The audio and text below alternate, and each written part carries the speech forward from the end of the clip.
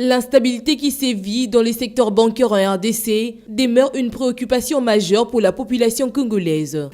C'est suffisamment inquiétant pour ne pas le dire de manière assez claire. C'est suffisamment embêtant pour un système financier qui se met en place et nous avons une seule chance.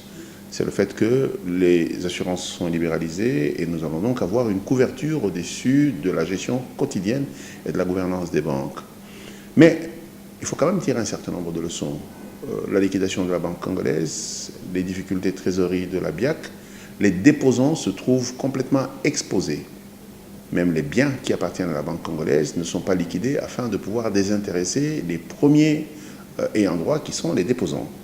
Et aujourd'hui, on a encore beaucoup de gens qui, à la BIAC, attendent d'être payés. Il y a beaucoup de gens dans le Kivu et une partie ici qui attendent que Mekreco les paye.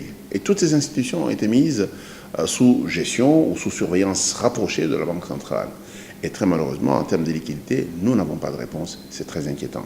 Alki Tengue recommande au gouvernement congolais de s'accommoder au système bancaire international. Il est fortement recommandé de faire exactement comme tous les pays du monde, avoir ce qu'on appelle un fonds de garantie des dépôts.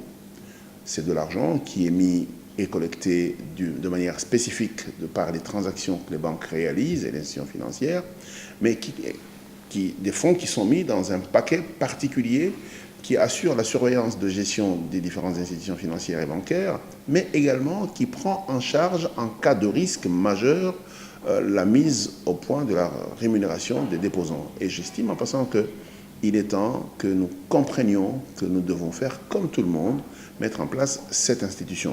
Cette situation est une sonnette d'alarme pour la Banque centrale du Congo qui a la mission de superviser et coordonner les institutions bancaires en RDC.